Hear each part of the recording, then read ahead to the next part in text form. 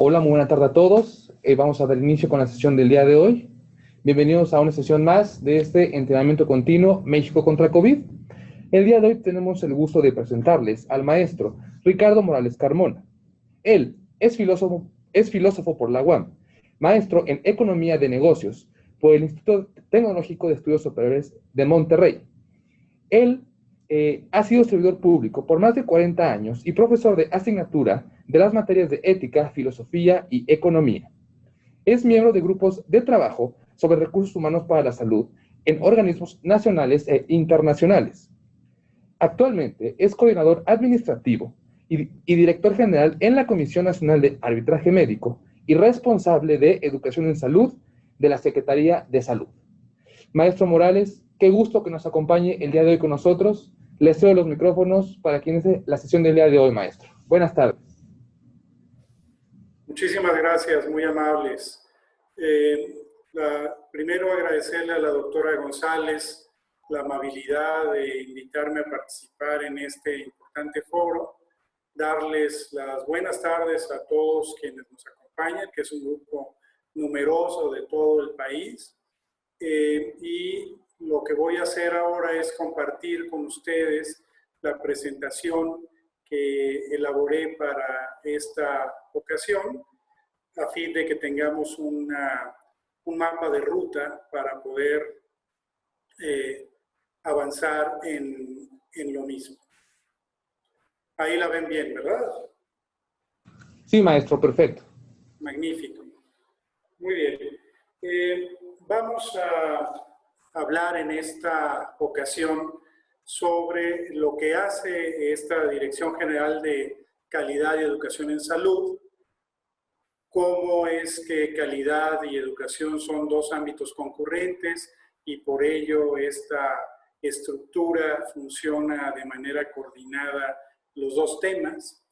Una de las palancas que tenemos para llevar a cabo nuestro trabajo es la CIFRUS, de la cual seguramente habrán oído hablar varios de ustedes, que es una comisión interinstitucional que se formó en 1983 a instancias del doctor Guillermo Soberón Acevedo, que era en ese momento secretario de Salud, y que desde entonces ha venido trabajando ininterrumpidamente y dando frutos para mejorar las condiciones en las que se da la formación de recursos humanos para la salud.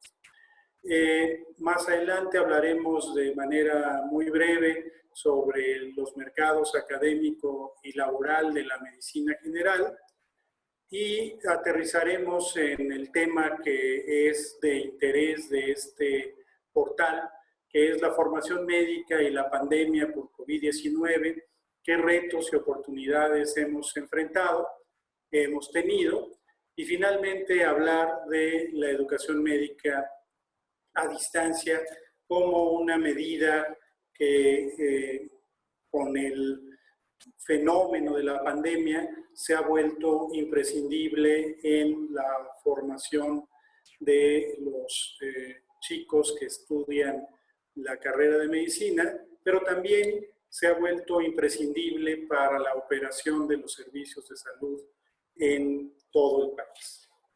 Vamos a dar inicio entonces. ¿Quiénes somos? La Dirección General de Calidad de Educación en Salud forma parte de la Subsecretaría de Integración y Desarrollo del Sector Salud. Hoy dependemos funcionalmente de la Unidad de Análisis Económico, toda vez que una decisión del señor presidente ha sido la de compactar a la Secretaría de Salud para hacerla más eficaz en sus funciones, y la Subsecretaría de Integración y Desarrollo, aunque sigue vigente en el reglamento interior, es una unidad administrativa que estará desapareciendo próximamente. ¿Cuáles son las funciones de esta Dirección General? Las funciones que tiene son de rectoría para el sector salud y de coordinación con el sector salud y el sector educativo en áreas de capacitación y de calidad, de formación y educación continua, de recursos humanos para la salud. Los objetivos que tiene esta dirección general son los que aparecen en la pantalla: conducir y operar la Estrategia Nacional para la Consolidación de la Calidad en los establecimientos. Nos encargamos de la acreditación de establecimientos médicos y servicios de atención médica. También tenemos como responsabilidad consolidar la calidad en la estrategia para la formación y capacitación de profesionales de la salud. Dentro de nuestros objetivos están estos, y los que siguen son simplemente las herramientas con las que nosotros hacemos realidad ese gran objetivo de conducir y operar la Estrategia Nacional para la Consolidación de la Calidad. La calidad y la educación son dos elementos concurrentes. No puede pensarse una entrega de servicios de calidad si no pensamos en tener recursos humanos bien formados y con las competencias necesarias para ofrecer servicios de calidad. La capacitación, la formación y la educación continua de los recursos humanos para la salud son tareas que están indisolublemente ligadas a la búsqueda de la calidad. La CIFRUS, que comentaba hace rato, fue creada en 1983, es presidida por los secretarios de Educación y de Salud. Participan en su composición como miembros o invitados las principales instituciones de salud del país y también las principales representaciones de las instituciones de educación media y media superior. De esta manera participan la Academia Nacional de Medicina, la Mexicana de Cirugía, la UNAM, la ANFEM, el IMSS, el ISSSTE, las Fuerzas Armadas y, desde luego, la ANUYES como congregadora de las universidades del país. Como parte de su organización, la CIFRUS se divide en comités. Estos comités abordan temas particulares de la formación y capacitación de recursos humanos.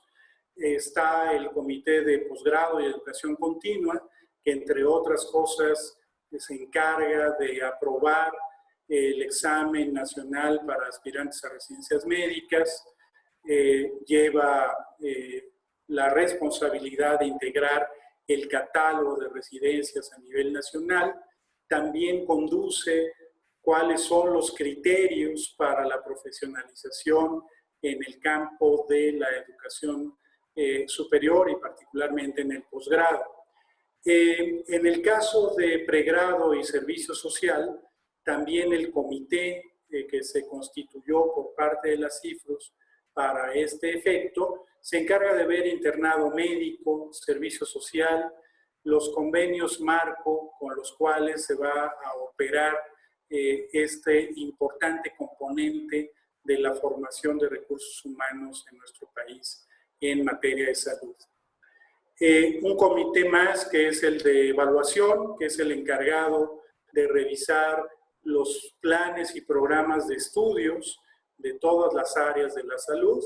Recientemente, con la modificación a la Ley General de Educación en el 2019, en septiembre 30 de 2019, lo que ocurrió es que el único ente autorizado para opinar sobre planes y programas de estudio del tipo superior en el campo de la salud es precisamente la CIFRUS. Aquí en la Dirección General nos encargamos de coordinar todos estos comités y en particular este de expedición de opiniones técnico-académicas para abrir nuevas estrategias educativas por parte tanto del sector privado como de las instituciones públicas, tanto a nivel técnico como superior e incluso de posgrado. El otro comité que compone a la CIFRUS es el de formación de técnicos, en donde se revisan los planes y programas de formación en enfermería auxiliar, en partería, y se desarrollan criterios esenciales para la apertura de este tipo de técnicos que están apoyando a la salud. Una de las tareas muy importantes que ha realizado este comité de formación de técnicos es, por ejemplo, el dedicado a todo lo que tiene que ver con atención prehospitalaria. En ese comité se diseñaron los criterios con los cuales los planes y programas de estudios para técnicos prehospitalarios, para las personas que trabajan en las ambulancias, para, digamos, los paramédicos, etcétera, tienen que observar para su formación. Hay otro comité que es el de estudio de necesidades, que podríamos resumirlo como el Observatorio Nacional sobre Recursos Humanos del país. Este comité se encarga de coordinarse con la Organización Panamericana de la Salud y desde luego con todas las instituciones de salud y de educación del país para ver cuáles son los perfiles profesionales o técnicos que necesitamos estar formando en nuestro país para atender las necesidades de salud que enfrentamos. Y finalmente el Comité de Estomatología, que se formó también atendiendo a la necesidad de construir también las herramientas que nos permitan regular las residencias estomatológicas que ocurren en el país, el examen nacional para residencias estomatológicas que se da de manera paralela al ENARM, y desde luego todo lo que tiene que ver con el servicio social de los dentistas en el país. Y también, por supuesto, la apertura de nuevos planes y programas de estudio en ese ámbito. La CIFRUS tiene como una de las tareas a través de la DGCET, lo que comentaba, coordinar la aplicación del examen nacional para aspirantes a residencias médicas.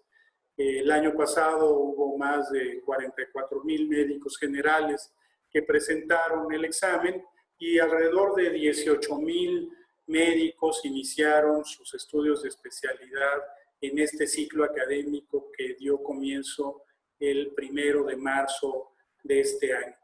Considerando todos los grados académicos de las diferentes especialidades de entrada directa o de entrada indirecta o subespecialidades o de rama, como dicen nuestros amigos los del IMSS, hay alrededor de 78 cursos diferentes en el que participan alrededor de 37,000 médicos actualmente. Es una masa crítica muy importante de formación de especialistas en nuestro país. Y la CIFRUS se encarga a través del Comité de Posgrado y desde luego con la coordinación de esta Dirección de Calidad de Educación en Salud, que este proceso educativo pueda llevarse a cabo. Revisemos de manera muy general cómo es el mercado de la medicina general en nuestro país.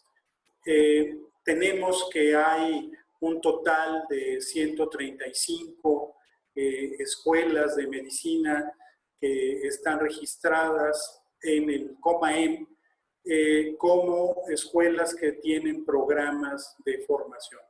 De estas 135 escuelas de medicina, 53 son públicas y 82 privadas. Es de notarse que ha habido un crecimiento importante en la oferta privada de las escuelas de medicina. Si vemos la matrícula total y los programas, vemos que es una curva ascendente desde 2016, que teníamos 132,834 médicos formándose, hasta 2019-20, en donde teníamos 143.885 médicos formándose. Lo mismo, el número de programas ha venido creciendo, si bien es cierto que el número de programas llegó, digamos, a una meseta que esperamos se mantenga, porque de pronto nos ocurre que estamos formando más médicos de los que podemos absorber en el mercado laboral, como veremos más adelante.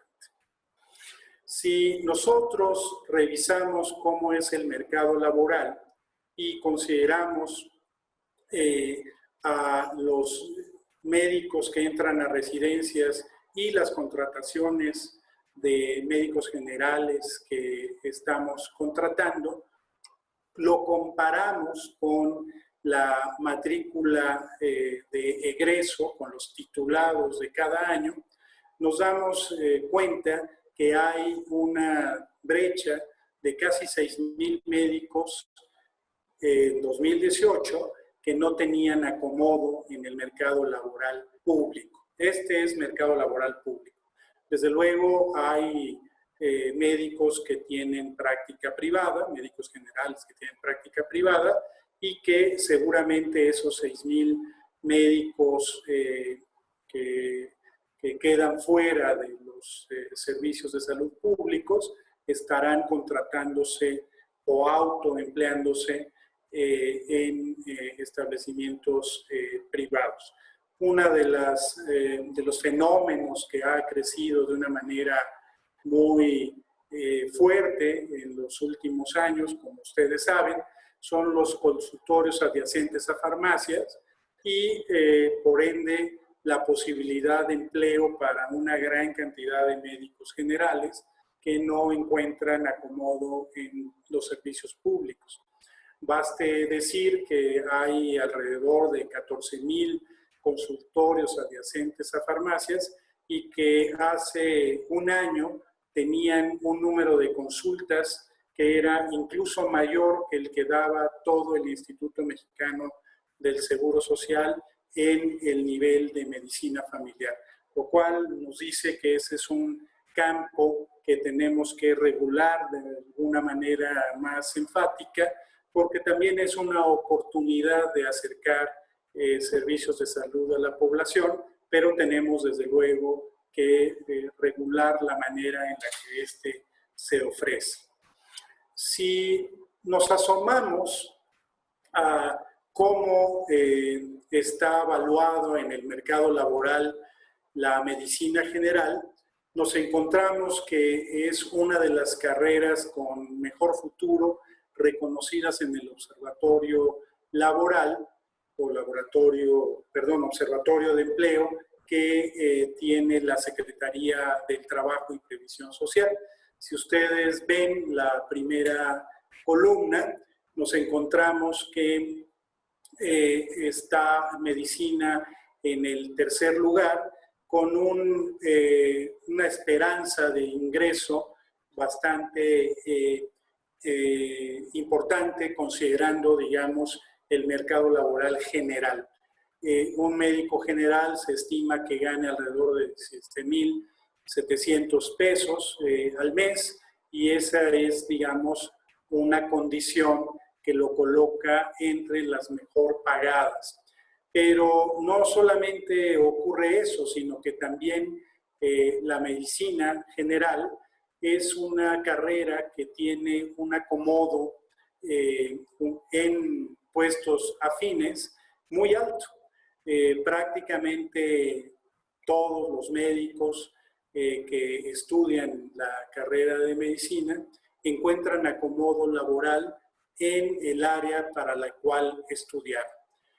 Como se mencionó al principio de esta conversación, yo soy filósofo y véanme a mí trabajando en algo completamente distinto a la filosofía. No así los médicos y las enfermeras, que son las carreras que se ocupan con una mayor afinidad en los campos laborales. Hay, desde luego, algunas otras áreas de conocimiento que también la medicina en particular tiene afinidades.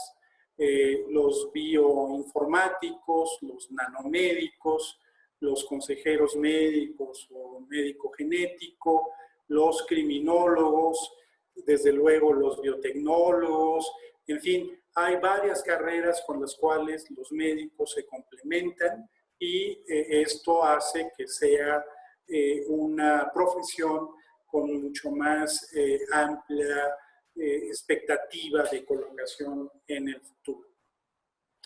Si nosotros revisamos por carrera cómo está la ocupación y la afinidad de carrera y empleo, nos encontramos con que el número de ocupados de medicina es un número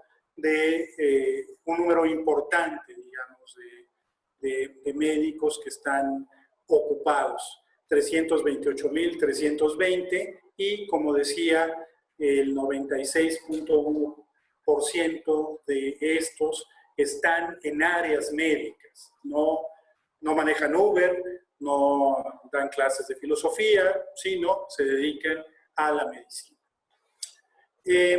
Nuevamente, el ingreso promedio es este que aparece ahí, el número de personas ocupadas, y algo que es un tanto preocupante, desde luego, es que la concentración de los médicos generales y de especialidad se da particularmente en las grandes urbes y muchos de ellos en el centro del país. En la Ciudad de México, el Estado de México, desde luego, ¿no? Y bueno, Guadalajara, que no está precisamente en el centro, es una de las entidades, de las ciudades que más concentra médicos y tal. ¿Cómo es la remuneración de los médicos generales versus el salario profesional promedio en el país según la OCDE? Si nosotros revisamos el radio de la tasa de crecimiento de los salarios de los médicos generales o de especialidad, nos encontramos con que contra el promedio de otras profesiones, un médico general en México tiene 2.8 veces más, una tasa mayor de salario que el promedio de las profesiones. En otras palabras, ser médico sí es muy pesado, sí cuesta mucho trabajo, pero también es reconocido socialmente con una mejor remuneración. En el caso de los especialistas, esa tasa crece hasta 3.3. Si nosotros nos fijamos en cómo ha venido creciendo la remuneración de los médicos generales en el periodo del 2010 al 2017, según la OCDE, resulta que creció de 3.0 a 4.5 el salario de los médicos generales en nuestro país. ¿Cómo están siendo aprovechados los médicos generales y familiares en nuestro país en relación con los especialistas y con el personal en formación? Si nosotros vemos el periodo de 2010 a 2014, nos encontramos con que tenemos más especialistas en general que médicos generales. Si ustedes han escuchado hace poco, hace apenas 42 años, que el énfasis que tiene que tener el sector salud es atención primaria en la salud y por ende mejorar particularmente los primeros contactos, la promoción de la salud, la prevención y la medicina familiar en ese sentido, pues nos encontramos con que México no ha hecho la tarea de manera correcta. Hemos apostado más a la formación de especialistas que a la formación de médicos generales y médicos familiares. Desde luego, el mercado de trabajo también ha tenido esta distorsión en donde se ha hecho una mayor oferta relativa en puestos de médicos especialistas por encima de médicos generales. Si vemos cómo se dibuja 2019 contra 2014 de la gráfica anterior, nos encontramos que empezamos a corregir un poquito la distorsión. Hemos crecido un poco en médicos generales, disminuido un poco en especialistas, pero, digamos, la absorción mayor ha sido en personal en formación. Tenemos que hacer un esfuerzo más serio para ir captando en el mercado laboral a más médicos generales que nos ayuden en todas las tareas de prevención y promoción de la salud que son tan importantes ahora en el modelo de atención que se está impulsando particularmente a partir de la creación del SABI.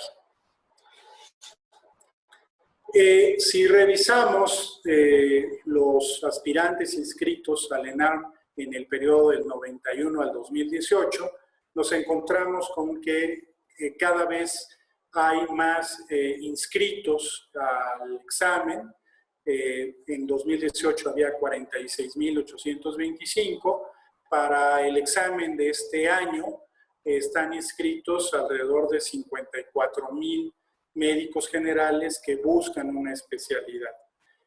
Como les decía hace unos minutos, por decisión del señor presidente de la República, se ofrecieron más espacios a partir del año pasado para que los médicos generales pudieran hacer estudios de especialidad, y el número de médicos que se incorporaron para este ciclo fue alrededor de 18,000, y esperamos que en el siguiente ciclo se mantenga al menos ese número que este año ingresaron a la formación. Sigue siendo, digamos, la medicina de especialidad un campo fértil y un campo atractivo para los médicos generales, y un campo también necesario, hay que decirlo. No está mal formar especialistas, lo que tenemos es que modular la formación a las necesidades concretas de salud en el país, y sobre todo también al modelo de atención que estamos impulsando desde hace un par de años en nuestro país, de tal suerte que las especialidades troncales tengan fuerza, desde luego, pero también la medicina familiar, la geriatría, la psiquiatría, que es tan importante también en los primeros niveles de atención. Si comparamos cómo fue la oferta del ENARM, lo que les comentaba, ha venido creciendo un poco la oferta. En 2019 se recibieron a 9.480, pero hay un brinco enorme entre esos 9.480 que se ofrecieron en 2019 contra los casi 18,000 médicos que ingresaron a los ciclos académicos de este año. Estamos convencidos de que tenemos que seguir actuando con mucha energía y con mucha fuerza para que este número no disminuya y la brecha de especialistas que quedó al descubierto con la pandemia pueda ser cubierta en un tiempo muy corto. ¿Qué pasó con la pandemia el año pasado?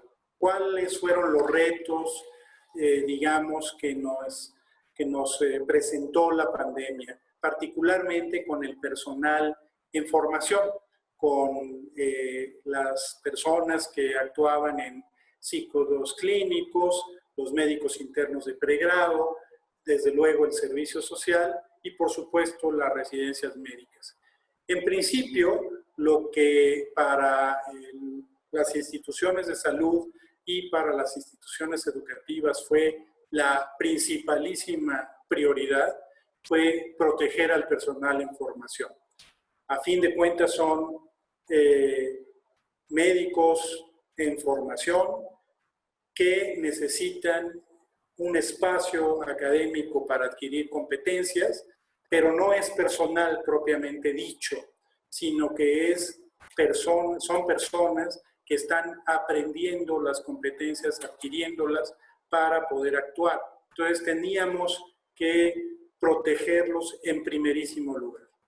¿Qué fue lo que ocurrió? Que tuvimos como criterio general el retiro del personal con comorbilidades, la reubicación en áreas no COVID de los hospitales, en aquellos hospitales que no eran totalmente COVID, sino eran híbridos, o aquellos que incluso se dedicaron a la atención de padecimientos normales, no COVID. Entonces ahí hubo una reubicación. Fue un trabajo muy duro, muy fuerte, muy complejo, que dependía desde luego de cada lugar, de cada hospital, de cada región, de cómo se iba moviendo el perfil epidemiológico de la pandemia en los diferentes estados y en las diferentes localidades, y sobre la base del diagnóstico concreto, específico de cada unidad de salud, es que se tomaban decisiones sobre la ubicación del personal en formación. Otro de los temas también muy relevantes fue el darle al personal en formación, no solamente al personal regular, adscrito de los servicios de salud, capacitación en temas de COVID, sino también al personal en formación. Era muy importante que el personal en formación entendiera cuáles eran los riesgos, pero también, digamos, que tuvieran mucha claridad en que podían ser de alguna manera controlados o paliados los riesgos si se tomaban las medidas sanitarias correspondientes. Y otro de los criterios que orientó la actividad de esta dirección y desde luego de las instituciones de salud y de educación fue cómo hacerle para, en medio de esta circunstancia tan compleja, pudiera darse cumplimiento a los programas académicos del personal en formación. De este modo, el 18 de marzo, mediante una comunicación consensuada en el seno de esos comités que les comentaba, tanto el de posgrado como el de pregrado, se decidió la suspensión de los ciclos clínicos y el retiro del personal vulnerable. Esto aplicó a MIPS, a médicos internos de pregrado, a pasantes y a los residentes, en donde se decidió que salieran de las áreas COVID. El 30 de marzo hubo una comunicación adicional en donde se indicó que los pasantes, toda vez que se encontraban ubicados en zonas rurales con menor riesgo de contagio, porque como todos sabemos, la concentración demográfica era un factor muy importante para la transmisión del COVID, o de la COVID, como se diría correctamente. En las comunidades rurales más apartadas, este riesgo era menor. Y si se procuraba que los pasantes de medicina no se movieran, había un servicio social rotatorio que se suspendió y que se quedaran ubicados en el centro de salud en donde estaban adscritos. De esa manera también contribuíamos a protegerlos. Era un personal en formación que podía seguir cumpliendo con sus tareas, no que no hubiera COVID, desde luego. El COVID, como sabemos, no reconoce áreas rurales o urbanas, pero desde luego la incidencia era mucho menor en esas áreas y podíamos tener además un control más estricto para poder tener cercos sanitarios si acaso hubiera habido un contagio en donde estuvieran los pasantes destinados.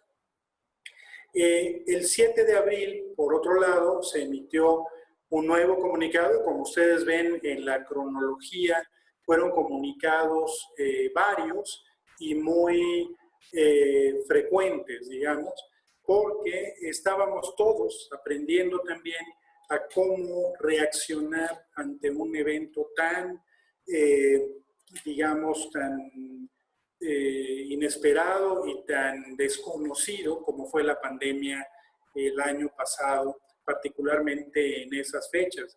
Ustedes verán que pues, son fechas muy cercanas a el momento en el que se declaró por la Organización Mundial de la Salud como una pandemia la enfermedad por coronavirus SARS-2, ¿no? El 7 de abril se decidió el retiro temporal de los médicos internos de pregrado para capacitarlos en COVID. ¿Y qué ocurrió en las unidades de salud? Los hospitales, aquellos que atendían pacientes COVID, entraron en un rediseño de sus áreas, de sus servicios, reconvirtiéndose, estableciendo áreas que ustedes lo vivieron en sus unidades hospitalarias o servicios de salud seguramente, que fueran exclusivos para COVID y que tenían que hacerse los cercos, digamos, físicos necesarios para evitar los contagios. Y por otro lado, mientras los hospitales hacían esta reconversión para poder recibir en áreas no COVID más adelante a los médicos internos de pregrado, las universidades empezaron a capacitar a los médicos internos de pregrado a través de estrategias digitales particularmente. El 16 de abril se da la oportunidad de liberar anticipadamente a pasantes de enfermería y de medicina en particular que habían sido pasantes que habían ingresado a la pasantía en el periodo de agosto a julio, de tal manera que tenían ya alrededor de 10 meses de pasantía cumplida. Y la liberación estaba condicionada a su posible contratación para atender casos COVID. Y se mantiene, se reitera, digamos, el que el personal vulnerable no podía estar servicio en ninguna condición de formación. El 28 de abril, los médicos internos de pregrado regresan al servicio no COVID y se establece el 15 de mayo como la fecha fatal para que se reincorporen. Aquellos que hubieran decidido no regresar o que tuvieran comorbilidades, no regresan, digamos, y se les da constancia de tiempo, el tiempo que hubieran permanecido en el servicio a petición de cada uno de los médicos que así lo hubiera determinado. El 8 de septiembre del año pasado se da el regreso paulatino de personal con vulnerabilidades y a ciclos clínicos. Si ustedes recuerdan, la Secretaría de Salud emite un manual para la reincorporación de actividades no esenciales, que es general para las diferentes actividades económicas del país, que se utiliza como referencia para también determinar el regreso del personal en formación, en donde en ese manual se indica que cuando el semáforo estuviera en amarillo o verde, podían regresar, desde luego de manera consensuada entre universidades e instituciones de salud, el personal en formación a sus diferentes procesos educativos. ¿Cuáles fueron los retos o los efectos que tuvo la pandemia en la formación? Bueno, son evidentes, sin duda, ¿no? Hubo una afectación a los programas de formación. Aquellas, digamos, rotaciones en donde se tenía que ir hacia cirugía cuando la cirugía había estado suspendida por razones de pandemia, cuando no se realizaban más que procedimientos de urgencia, pues sacó a los médicos internos de esa formación, pero también a otros, a otro personal en formación, como los médicos residentes de las áreas quirúrgicas, que vieron disminuidas el número de prácticas que podían realizar. En ciclos clínicos, particularmente, fue suspendido de tajo, digamos, todas las actividades en los establecimientos de salud, lo cual supuso un reto grande para las universidades para ir paliando esta ausencia de práctica. En el caso de los MIPS, se decidió su retiro temporal para efectos de capacitación y para que los hospitales se organizaran, como habíamos dicho. Y en el caso de los pasantes, se suspendieron de medicina las rotaciones, quedando fijos en los establecimientos donde prestaban su servicio social. ¿Qué significa en este último caso la suspensión de las rotaciones? Las rotaciones en el servicio social de medicina se pensaron como una medida, como un mecanismo para que los pasantes pudieran conocer en el entorno comunitario los demás servicios que ahí están, que no solamente estuvieran en el centro de salud, sino que también pudieran ir a UNEMES o bien a hospitales integrales que con capacidades modestas son hospitales que actúan en la comunidad y son hospitales que pueden apoyar el trabajo de los centros de salud atendiendo, digamos, algunos procedimientos sencillos que puedan resolverse con el equipamiento de que disponen, ultrasonidos o en algunos casos partos, en fin, ¿no? Cuando hay ginecólogos ahí al final, etc. Eso se perdió, fueron esos efectos que tuvo la pandemia en la formación. En el caso de las residencias médicas, como lo comentaba, hubo desde luego afectaciones diferenciadas por especialidad. Algunas especialidades, los internistas, desde luego, los anestesios, los neumólogos, los imagenólogos y los urgenciólogos, pues tuvieron una cantidad de procedimientos inmensos a los cuales se podían, digamos, enfrentar y atender, en el caso que los residentes hubieran decidido participar en estas tareas. Por otro lado, los residentes de otras especialidades, como los ortopedistas, por ejemplo, pues vieron limitadísimas sus participaciones, pues las cirugías programadas y los procedimientos no urgentes se tuvieron que diferir. De este modo podemos resumir que los retos han sido, ahora con la tercera ola parece asomarse el mismo tipo de problemas, matizados, aminorados, pero con ciertas características parecidas. Mantener el programa académico, compensar la pérdida de prácticas por el diferimiento, adquirir competencias de trabajo en equipo, resiliencia y comunicación efectiva sobre la marcha. Lo de la resiliencia es un tema de la mayor relevancia.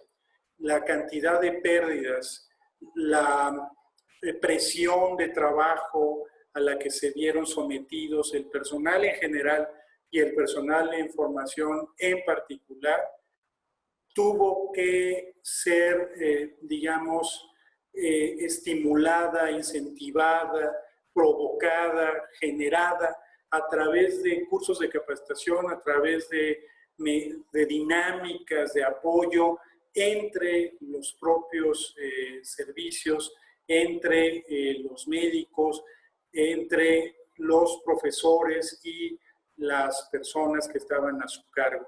La resiliencia fue fundamental. Hubo, desde luego, muchos casos donde la presión fue tal que hubo que llegar a intervenciones mucho más fuertes, digamos, para que los médicos se mantuvieran o en servicio o en condiciones de normalidad.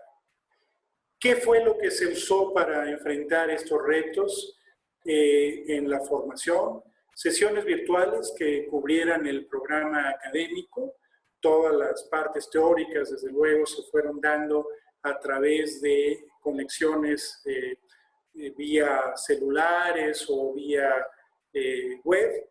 El uso más intensivo de simuladores, ahí desde luego también la capacidad de las universidades es variable, depende, les decía yo que hay alrededor de 135 programas de medicina en el país. Desde luego no todos estos programas, no todas esas universidades tienen capacidad para tener espacios de simulación muy amplios. Por ello, digamos, es que utilizan tanto nuestros establecimientos, ¿no? Porque no alcanza, digamos, la capacidad de las universidades para tener simuladores, pero ahí donde los había, se utilizaron y se utilizaron de una manera mucho más exhaustiva. Por otro lado, lo que decía, se dio una capacitación en temas que no estaban dentro del programa original, como la comunicación de malas noticias, como el trabajo en equipo de una manera más enfática y cómo, digamos, lidiar con la presión de trabajo y cómo lograr, digamos, resolver estos problemas, ¿no? ¿Qué oportunidades se generó o se generaron por la pandemia? Se aprendió a manejar situaciones de crisis. Hubo muchísimo más énfasis en la discriminación entre tratamientos. Algo que seguramente ustedes recordarán es que los ensayos de tratamientos fueron múltiples y que conforme, digamos, la pandemia fue cobrando más víctimas, se fueron intentando diferentes procedimientos y tratamientos que tenían que pasar por una revisión muy pronta, muy rápida, para ver su pertinencia y para ver su efectividad y eventualmente su inocuidad, ¿no? Desarrollar capacidades diagnósticas ante una enfermedad desconocida. Digamos, desde un punto de vista médico, qué mayor oportunidad que encontrarse frente a algo que es tan retador como algo que no se conoce con profundidad, que está variando todos los días y que la comunidad científica está abordando de manera general y está produciendo una enorme cantidad de conocimiento. Entonces, esas capacidades diagnósticas que se fueron generando fueron oportunidades extraordinarias en un momento dificilísimo, duro, desde luego terrible, que tuvimos el mundo entero y México en particular. ¿Qué fue lo que se tuvo que hacer para aprovechar esas oportunidades? Que el tutoreo que se da de manera natural en los ciclos de formación de los médicos fuera muchísimo más constante, muchísimo más directo y efectivo. Que se hicieran más sesiones de discusión de casos y actualización, lo cual fue un reto extraordinario porque por un lado tenías una enorme cantidad de pacientes ingresando y por otro lado tenías que discutir estos casos y la generación de árboles de decisión que estandarizaran los protocolos. Hubo un esfuerzo muy importante por parte de la coordinación de institutos y hospitales de alta especialidad, desde luego del IMSS, desde luego del ISSSTE, de la Secretaría de Salud, para construir estos árboles de decisión que permitieran tener una respuesta oportuna. Y desde luego el INSABI o esta dirección general fueron vehículos mediante los cuales se pusieron a disposición de la comunidad estos resultados. Pasemos a hablar de manera también muy general, muy esquemática, de lo que puede ser la educación médica o es la educación médica a distancia. Esta cita del doctor Eduardo Lisiaga es una cita de lo que era la medicina o cómo se entendía la medicina y la atención de pacientes hacia finales del siglo XIX y principios del XX. El doctor Lisiaga estaba convencido de que en los servicios de salud pública, ahí donde la beneficencia pública actuaba, los pacientes en contraprestación a los médicos que les atendían, debían convertirse en, digamos, objetos de estudio. Este paradigma, desde luego, permeó el siglo XX, pero demostró ser un paradigma no deseado ya, digamos, en el último cuarto del siglo pasado y particularmente en este siglo. ¿Cómo se da, digamos, la educación médica tradicionalmente? En principio hay un modelo de salud, enfermedad y anatomoclínico. Es un modelo, digamos, que pone el énfasis en la enfermedad, mientras que hoy lo que vemos es las necesidades del paciente como lo relevante para la atención de la salud. La actitud de los estudiantes ha variado de ser pasiva y totalmente receptiva de lo que se les da, a una participación mucho más activa, mucho más retadora, que cuestiona a los profesores y que mueve el proceso de enseñanza-aprendizaje. La memoria era, desde luego, uno de los requisitos fundamentales en el modelo tradicional, y ahora lo que está como énfasis son la adquisición de habilidades y competencias. El paciente, como decía, como objeto de estudio, como decía el doctor Lisiaga, y ahora el paciente se beneficia del estudio que hacen los médicos de él, pero con seguridad enfocada al paciente. Los hospitales, desde luego, eran el único lugar en donde se aprendía la medicina, y ahora cada vez más hay un uso importante de tecnologías y telecomunicaciones. La educación médica a distancia es desde luego una oportunidad para que los estudiantes practiquen en simuladores, conozcan digamos, lo que deben de hacer en diferentes procedimientos sin necesariamente hacerlo directamente en un paciente. Antes la evaluación era meramente a través de exámenes escritos, y ahora hay procesos de autoevaluación, autoanálisis y crítica grupal. Es mucho más democrático el aprendizaje.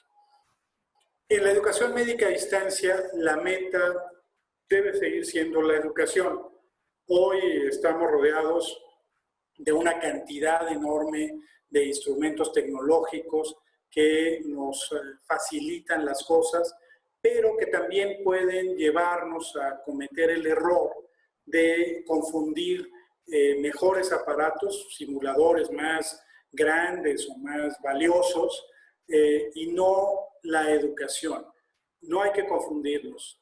Lo que queremos hacer con la educación médica a distancia es generar competencias, habilidades, actitudes y aptitudes en los médicos que nos permitan tener mejores profesionales de la salud. En la educación médica a distancia, más que lo que ocurre en línea, los cursos que se toman o se ofrecen, es lo que pasa fuera de línea, lo que ocurre con el esfuerzo del estudiante y tutor para llevar a cabo un proceso de enseñanza-aprendizaje efectivo. El soporte que debe dar la institución educativa o hospitalaria para que el aprendizaje ocurra también es muy importante. Tiene que haber bibliotecas, tiene que haber bases de datos, tiene que haber técnicos que ayuden a resolver problemas tecnológicos. Todo ese soporte que resulta de un esfuerzo institucional muy grande es necesario para que la educación médica a distancia pueda darse y darse de una buena manera. La madurez informática, en pocas palabras, de la comunidad con la que se interactúa es fundamental. Si no hay compartida una cultura informática que nos permita hablar el mismo idioma, si yo trabajo en Moodle o en Blackboard, pero ni los profesores o ni los estudiantes están familiarizados con ello, o si hago uso del celular y de aplicaciones móviles, pero no se tiene el conocimiento informático por parte de una u otra parte del proceso de enseñanza, no avanza.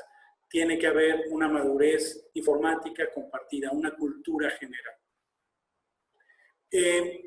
Los enfoques de e-learning que definen las soluciones tecnológicas pueden darse por contenido, cuando hay un énfasis en el manejo de bases de datos, repositorios y asesorías sobre materias es lo fundamental. Esto es lo que nos importa, es darle a los alumnos una gran cantidad de información que pueden consultar, ¿no? Todos los journals, todas las guías de práctica clínica, tienen que estar contenidas en repositorios para que el alumno vaya y revise esos contenidos. Si el e-learning no está basado en eso, sino más bien en el proceso, lo que es más relevante es ver qué ocurre con las agendas, con el tracking y la discusión de lo que se está realizando. Esto es cuándo me voy a reunir con el tutor, en qué grupos de discusión voy a participar, cómo están dándose mis tareas, cómo voy avanzando en el programa, etcétera, ¿no? Y finalmente, el que combina las dos cosas, que es el Virtual Learning Environment, que tanto tiene elementos de contenido como de proceso. Herramientas como Blackboard, Moodle y otras son ejemplos de un VLE. Esta es la presentación que yo preparé para esta ocasión y desde luego estoy a sus órdenes. Sé que fueron muchos temas, para cualquier duda o comentario que ustedes tuvieran a bien realizar. Muchas gracias, maestro Morales. Les recordamos a los participantes que es una sesión a micrófono abierto, por lo que si ustedes quieren hacerle alguna pregunta o algún comentario al maestro Morales, lo pueden hacer desde el chat o levantando la mano y nosotros les activaremos su micrófono. Vamos a dar unos segundos más, maestro, para que pongan sus preguntas en el chat, nuestros participantes. Aquí nos solicitan que si puede poner la última diapositiva, por favor, maestro Morales.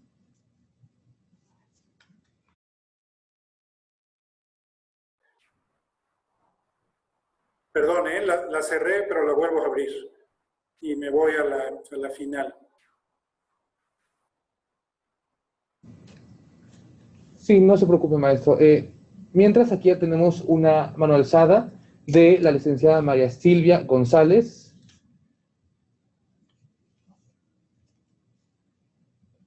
Adelante, María Silvia. Buenas tardes. Ya tiene activo su micrófono. Muchas gracias. Muy interesante la presentación del licenciado en filosofía. Nada más quería preguntar qué opciones les están dando en las universidades, porque los pasantes llegan con un enfoque de hacer las residencias. Yo estoy en primer nivel de atención, entran los pasantes a hacer su servicio social y lo primero que piensan es, próximamente voy a hacer mi examen de residencia cuando ni siquiera terminan el servicio social. Y obviamente en la universidad supongo que los están enfocando también en las especialidades o se están yendo porque van a ganar más, porque van a hacer su medicina privada. Y luego viene la parte de la frustración porque cuando hacen sus exámenes no se quedan y tampoco encuentran trabajo en el primer nivel de atención, que lo tenemos también. Necesitamos muchos médicos, pero de médicos generales, ¿no? Y no tienen tampoco esa especialidad o no hay espacios. ¿Ahí qué estamos haciendo con las universidades en ese sentido? Con mucho gusto. Muy amable, licenciada González, por su pregunta. En la CIFRUS, en la Comisión Interinstitucional, participan, desde luego, las universidades. Y con ellos hemos hablado sobre la necesidad de enfatizar otras opciones terminales que no sean la de la especialidad solamente. No es un trabajo sencillo porque, como lo mostraba yo en el mercado laboral, la mayor parte de las plazas que hemos ofrecido en los últimos 30 años, digamos, han sido plazas de especialidad. Hemos enfatizado la construcción de infraestructura hospitalaria, más que, digamos, la construcción de centros de salud o de alternativas de atención primaria de salud. Entonces, desde luego ha sido complejo, pero se ha venido avanzando en que las universidades ofrezcan otras alternativas. No solamente, digamos, la especialidad, sino, por ejemplo, la investigación o la docencia o incluso la administración como una alternativa de profesionalización de los médicos. No hemos sido muy exitosos, desde luego, ni como universidades, ni como sector, en ir generando esos espacios. Yo creo que lo que hemos venido haciendo y lo que está haciendo particularmente el INSABI, cuando lo que está haciendo es, digamos, fortalecer el concepto de atención primaria que involucra a los 3 niveles, desde luego, pero que hace un énfasis especial en el primer nivel de atención, en la medida en que el trabajo del INSABI vaya calando más hondo y se vaya favoreciendo la promoción y la prevención de la salud, en esa medida vamos a ir encontrando espacios de formación y de empleo que sean atractivos para los médicos. ¿Qué es lo que ocurre, digamos? A todos nos ocurre, todos buscamos de manera natural nuestro crecimiento personal, el crecimiento de nuestras familias, tener mejor ingreso, mejores oportunidades para nuestros hijos, etc. Si no hacemos como gobierno, como Estado, el que la medicina general sea un espacio digno, un espacio bien remunerado, un espacio en donde además se construyan otras oportunidades de desarrollo social para los médicos, no vamos a ser exitosos. Tenemos que convencer a las universidades, pero también tenemos mucho trabajo pendiente nosotros, que por fortuna se está haciendo ya. Estamos, digamos, dirigiéndonos en esa dirección correcta. Algo que indudablemente nos va a convertir, se va a convertir o es un acicate, es que si no hacemos medicina preventiva, si no hacemos promoción de la salud, nunca va a haber dinero suficiente para poder atender los problemas de salud que hoy tenemos. El IMSS, por ejemplo, reconoce que entre su población derechohabiente, uno de los problemas con mayor crecimiento es el cáncer. Otro de los problemas que tenemos como sociedad mexicana, desde luego, es el síndrome metabólico y todos los problemas de comorbilidad asociados al síndrome metabólico. La diabetes, la hipertensión, las dislipidemias, ¿no? Este fenómeno es un fenómeno cultural. Si no logramos atajarlo en los hábitos de las personas, no vamos a tener nunca capacidad para tener dializadoras suficientes, quirófanos suficientes para hacer amputaciones, no vamos a tener servicios oftalmológicos suficientes para intervenir las pérdidas de la visión, etc. Tenemos que hacer un énfasis ahí y tenemos que construir juntos esos espacios de promoción y prevención de la salud. Hacerlo no es sencillo. Se tienen que poner los incentivos económicos también. Tenemos que desarrollar a las comunidades también. O sea, es una tarea multisectorial. Si no logramos que haya escuelas para los hijos de los médicos, si no logramos que haya seguridad en las comunidades, si no logramos que haya puestos bien remunerados, será hablar en el vacío. Tenemos que construirlo eso como país. No es un fenómeno solamente en México, en todos los países ocurre este problema de la especialización. O sea, en Canadá, que es un país, digamos, puntero en cuanto a atención primaria, hoy mismo se forman más médicos especialistas que general practitioners, ¿no? Es algo que tenemos que revertir como mundo y en particular como país. Creo que el INSABI y el señor presidente han leído con mucha corrección el rumbo que hay que tomar y hacia ahí es donde estamos virando, ¿no? Ese es mi comentario. Muchas gracias, maestro. Aquí también tenemos una pregunta de Eduardo. Él pregunta, ¿está contemplado el regreso de estudiantes de pregrado a escenarios clínicos en un futuro cercano, maestro? Sí, sí, desde luego, desde luego. Digamos, la pandemia, como ustedes saben, pues nos ha impuesto muchos retos y uno de los retos que hemos estado enfrentando recientemente son los repuntes de la pandemia, ¿no? De tal manera que ya habíamos de hecho dado la señal para que aquellas entidades federativas que estuvieran en amarillo o en verde pudieran regresar los estudiantes a hacer ciclos clínicos o prácticas, en el caso de enfermería, a los hospitales.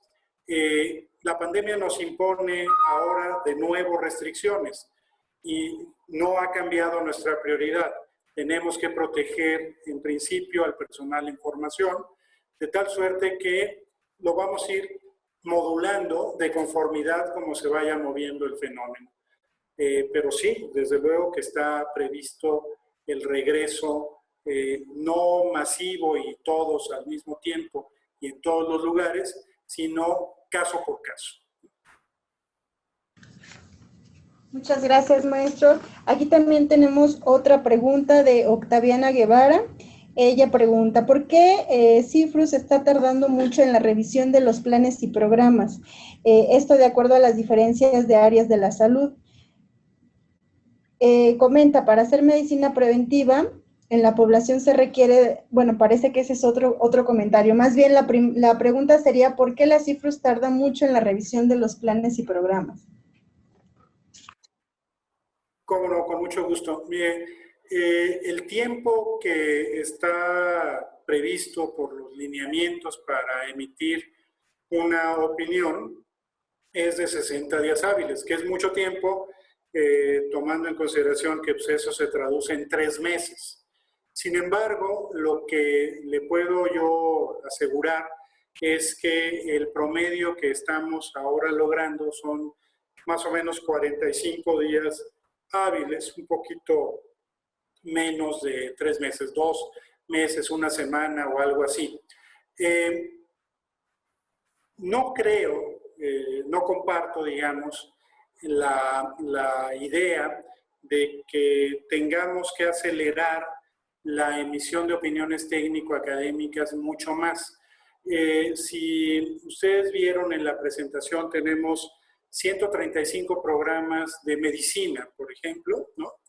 Y no hice énfasis en la lámina, pero el número de programas acreditados por COMAEM de medicina, estoy hablando solo de medicina, es alrededor de la mitad de los programas. Esto quiere decir que o bien los programas, el resto de los programas, el 50% restante, digamos, o bien son programas que están apenas arrancando y que no tienen sino 1 o 2 años apenas de haberse lanzado, o bien son programas que no tienen los criterios de calidad necesarios, o bien son instituciones que no tienen suficiente solvencia para poder involucrarse en un proceso de acreditación. Hoy en día formamos alrededor de 20,000 médicos cada año. Cada año. Si revisamos la capacidad hospitalaria para el internado médico de pregrado, por ejemplo, ¿no? El total de espacios disponibles, de campos clínicos disponibles, en el IMSS, ISSSTE, Salud, todos juntos sumados, nos da alrededor de 15,000 campos clínicos. O sea, tenemos un exceso de formación en médicos. Claro, puede uno decir, lo que pasa es que nos falta infraestructura, ¿no? Pero mientras no hay la infraestructura, el estar formando personas que no van a tener espacios para completar su formación, siendo el internado médico un momento decisivo de integración de lo clínico con las materias básicas, pues resulta que estamos formando de más. Entonces, es cierto, nos tardamos, pero no nos tardamos tanto, digamos. Ahora, las instituciones públicas en general tienen la atribución de emitir sus propios programas de formación. La opinión técnico-académica funciona no para que el programa se eche a andar, sino para la distribución de campo clínico. Entonces, son dos cosas que están vinculadas, pero no necesariamente son lo mismo. Lo que estamos limitando particularmente es la oferta privada, que no podemos permitir se ofrezca sin más, porque hay oferta privada de muy diferentes calidades, y eso sí lo tiene que revisar la Secretaría de Educación y la de Salud con mucho cuidado para no llevar a los campos clínicos a personas que pongan en riesgo a los pacientes. Entonces, no creo que nos tardemos tanto en lo que estamos haciendo, pero desde luego es un reto el reducir el tiempo de respuesta cada vez más. Muchas gracias, maestro Ricardo.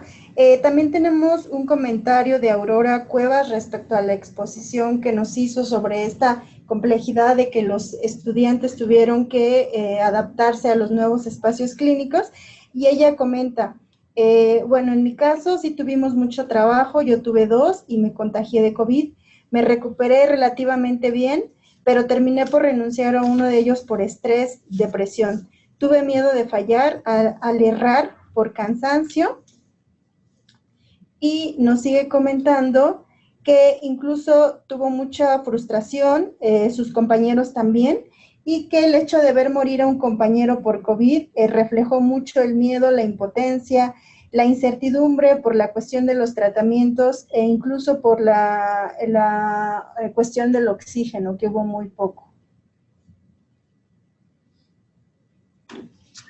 Indudablemente, digamos, es un fenómeno, sigue siendo un fenómeno de grandes retos, de grandes, que ha provocado gran dolor y tristeza en miles de familias, en muchísimas personas, ¿no?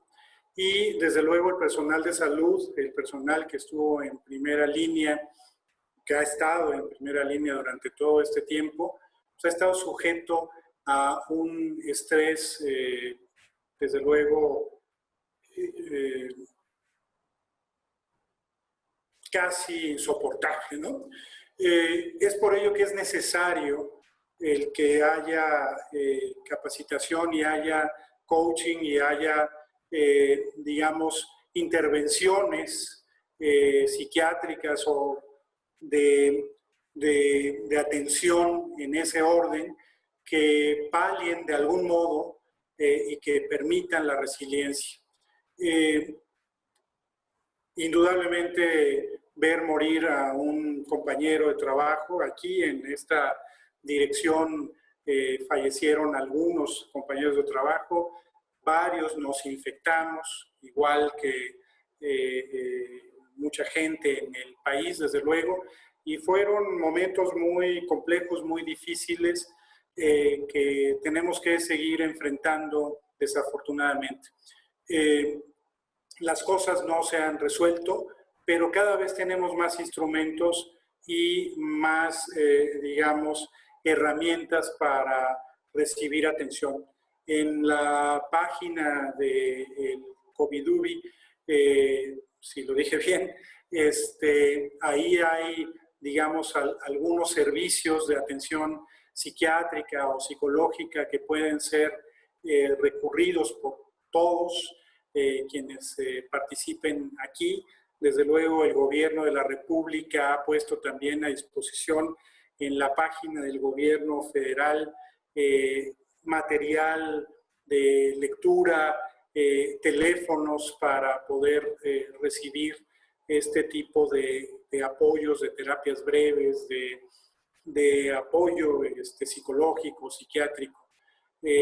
No hay, digamos, más que la certeza de tener que seguir enfrentando esto de la manera en la que se ha venido enfrentando y que las experiencias negativas que hemos tenido nos sirvan para salir más fuertes de esta terrible crisis mundial y que en México seguimos padeciendo desde luego. Lamento mucho la pérdida que usted tuvo y desde luego las que yo en lo personal he tenido también son muy dolorosas. Así es, maestro. Y sí, además de todos esos recursos que menciono que están dentro de la página, también tenemos los días jueves, los jueves de salud mental para todos nuestros participantes. Aquí también tenemos un comentario de Reina Miliar de Jesús. Ella nos dice que la propuesta de tener pasantes de enfermería es buena. Sin embargo, son pocas las áreas de oportunidad para trabajar.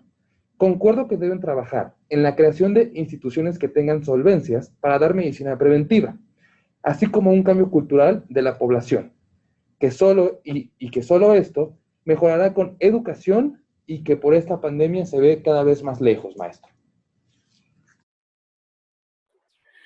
Fíjese que yo difiero de la lejanía.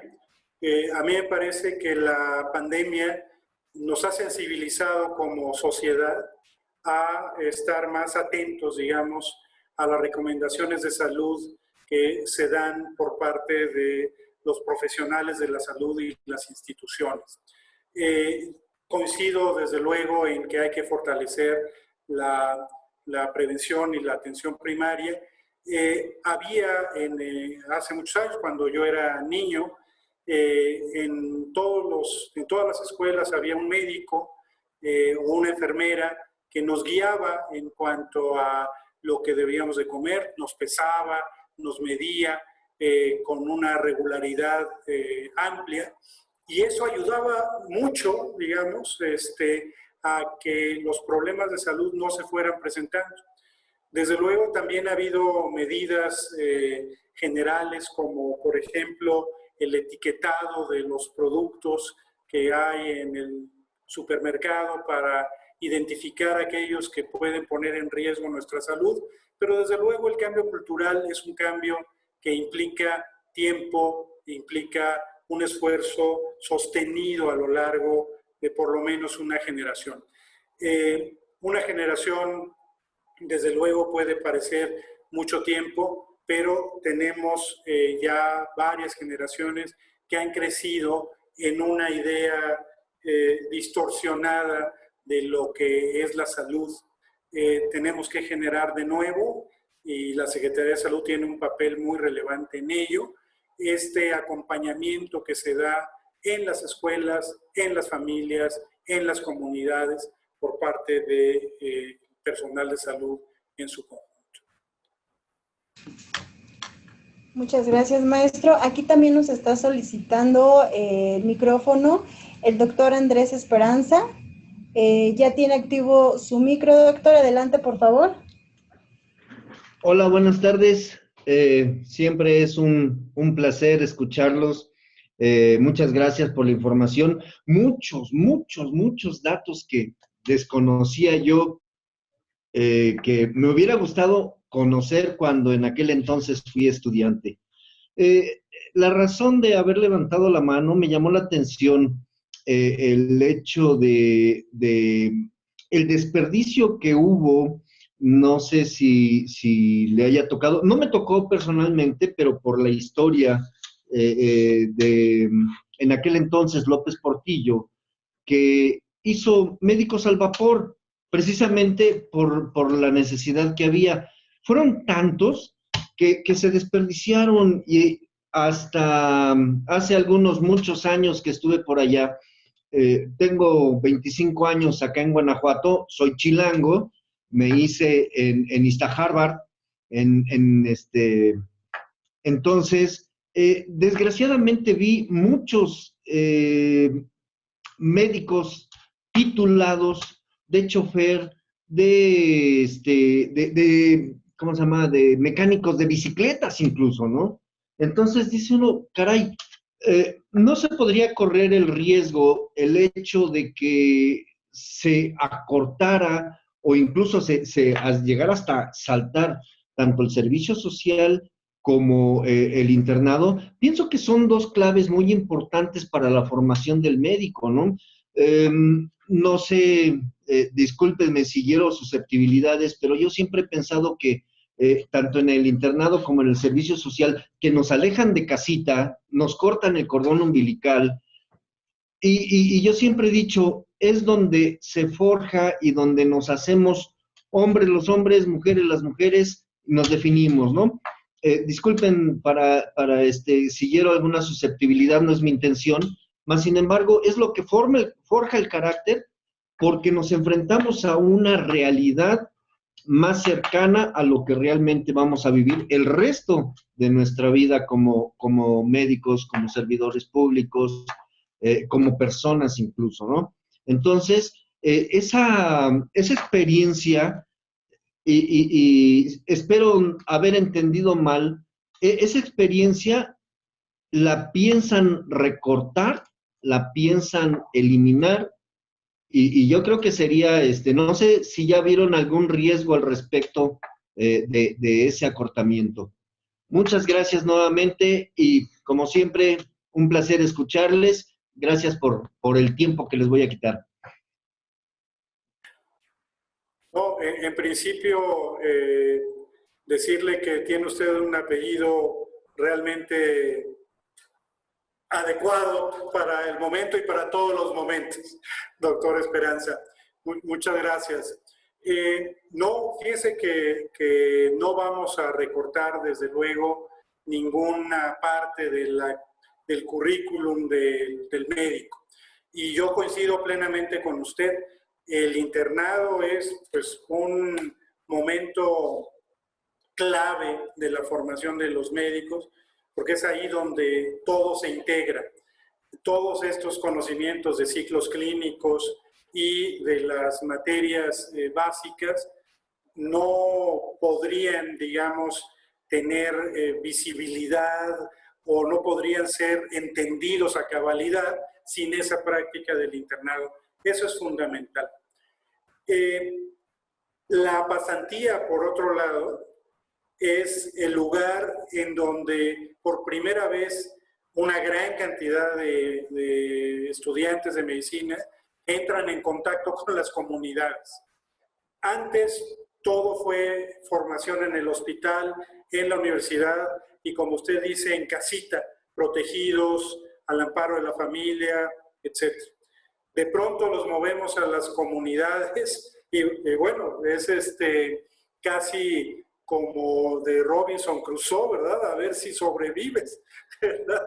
Te damos, no sé, digamos, aquella vieja anécdota de que cuando se establece el servicio social en el sexenio del presidente Cárdenas, lo que se les daba a los pasantes era el maletín con las sulfas y las ampolletas y una pistola, porque pues quién sabe qué iba a pasar con ellos, si iban a regresar o no, ¿no?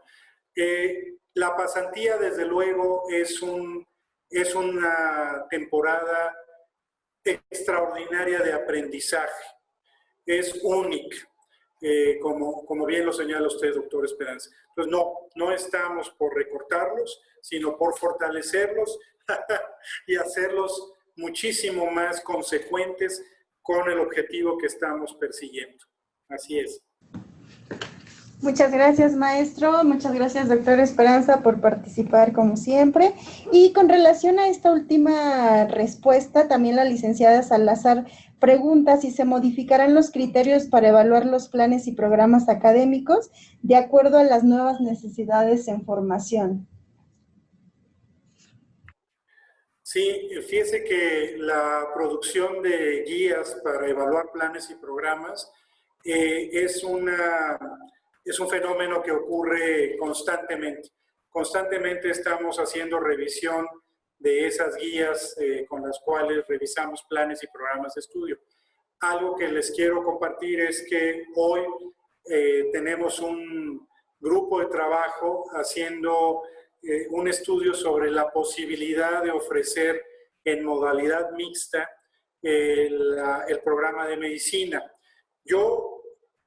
Mi posición personal es que no, pero está un grupo de trabajo muy serio de la Academia Nacional de Medicina y de diferentes instituciones de salud del país trabajando en la posibilidad de generar un programa de modalidad mixta. Desde luego, lo que siempre tendremos como presente es cuáles son las competencias que queremos que tengan los médicos que vamos a formar. A qué mercado y a qué fenómeno de salud estarán enfrentándose, y en ese sentido los programas tienen que ir a la par de ello. La pandemia nos ha obligado a pensar más enfáticamente en las tecnologías y en los simuladores, pero en áreas de la salud, desde luego, los simuladores no son sino instrumentos que nos permiten avanzar de manera más segura en la adquisición de conocimientos, pero nunca sustituirán la práctica clínica que de manera directa se tiene que dar con el paciente. Sí, no enfrentar a los estudiantes, a pacientes para que aprendan por primera vez un procedimiento, sino hay que enfrentarlos una vez que han logrado adquirir la competencia en el simulador, para que entonces sí, con la tutela correspondiente de sus profesores, puedan intentar una intervención de un tipo u otro. Entonces, sí estamos trabajando en ello, sí las guías se actualizan periódicamente de manera rutinaria, digamos.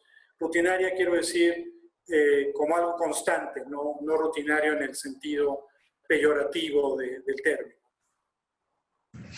Perfecto, maestro. Pues solamente quisiéramos también mencionar que en el chat hubo bastantes comentarios agradeciéndole su presentación.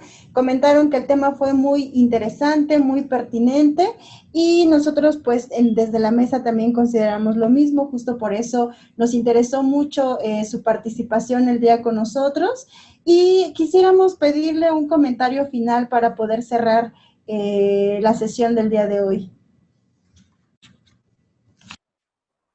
Con mucho gusto. Pues en principio mi agradecimiento a todos ustedes que se conectaron, a todas las personas que me hicieron favor de elaborar preguntas, a todos aquellos que tuvieron interés en lo que yo dije. Decirles que yo estoy a sus órdenes en la Dirección de Educación en Salud, en la Secretaría de Salud Federal. Los temas que me toca a mí atender son todos los que mencioné en la presentación y me siento privilegiado realmente por haber tenido la oportunidad de participar en este foro. Mi especial agradecimiento a la doctora González, quien fue la que tomó la iniciativa, el arrojo de tomar el riesgo de invitarme. Muchísimas gracias, doctora. Muy amables a todos y estamos en la construcción de un mejor México. Seguramente vamos a tener éxito. Muchas gracias a todos ustedes. Muchas gracias a usted, maestro, por su colaboración y pues a todas las personas que nos acompañaron el día de hoy.